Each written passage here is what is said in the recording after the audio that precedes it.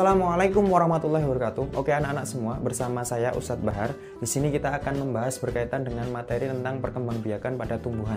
Jadi perkembangbiakan pada tumbuhan ini terletak pada tema 1 kelas 6 KD 3.1 KD IPA. Tapi sebelum kita mulai materinya nanti seperti apa, perlu Ustadz sampaikan terkait dengan buku apa yang Ustadz pakai dalam menjelaskan materi ini. Buku yang Ustadz pakai adalah buku Bupena terbitan dari Erlangga yang merupakan buku pendamping tematik pemerintah yang cukup lengkap dan juga sangat mudah untuk dipahami. Selain Bupena, Ustadz dalam materi Ustadz gunakan buku SPS karena yang Ustadz sampaikan adalah materi tentang IPA, maka SPS yang Ustadz gunakan adalah SPS seri IPA. Oke, langsung saja kita kepada materinya.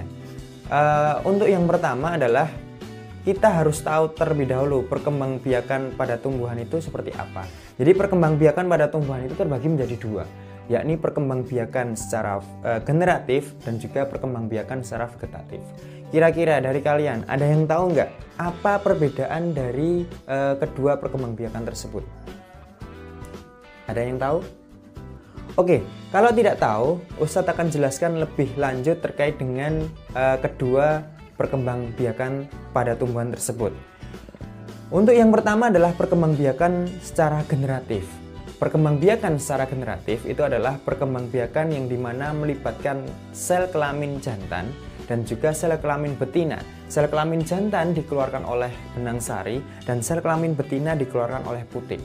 Dan alat atau fungsi organ pada tumbuhan yang sangat berperan untuk perkembangbiakan ini adalah bunga.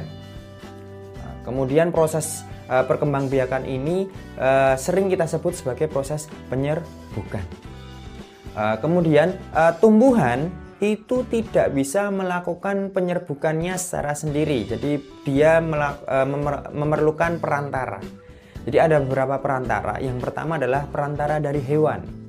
Perantara dari hewan bisa berupa lebah, bisa berupa kupu-kupu atau hewan-hewan yang lain yang pada umumnya adalah serangga. Kemudian yang kedua adalah perantara manusia. Jadi perantara manusia ini dilakukan pada tumbuhan-tumbuhan yang tidak atau hanya memiliki sel kelamin tunggal. Kemudian yang berikutnya adalah perantara dari non makhluk hidup, yakni air dan juga angin. Jadi itu beberapa tumbuhan yang bisa kita kenal terkait dengan perkembangbiakan secara generatif. Kemudian yang kedua adalah perkembangbiakan secara vegetatif. Jadi perkembangbiakan secara vegetatif ini adalah perkembangbiakan yang dimana tidak melibatkan sel kelamin jantan dan juga sel kelamin betina atau hanya pada satu induk saja.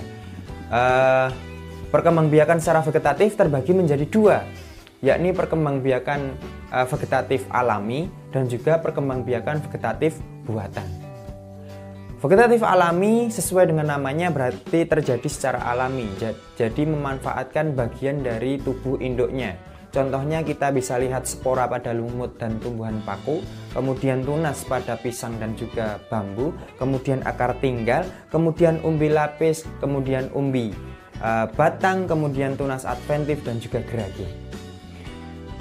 Itu terkait dengan perkembangbiakan vegetatif secara alami. Kemudian yang kedua adalah perkembangbiakan vegetatif secara buatan. Perkembangbiakan vegetatif secara buatan ini adalah perkembangbiakan yang dimana memerlukan bantuan manusia dalam melakukan proses perkembangbiakan secara vegetatif ini.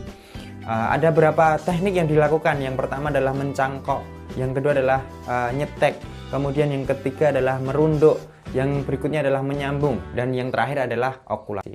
Itu terkait dengan perkembangbiakan pada tumbuhan. Mudah-mudahan kalian bisa memahami. Kalaupun tidak bisa memahami secara detail, silahkan bisa belajar pada buku yang Ustadz sampaikan di awal tadi, yakni buku Bupena dan juga buku SPS. Mungkin itu yang dapat Ustadz sampaikan, kurang lebihnya mohon maaf. Wassalamualaikum warahmatullahi wabarakatuh.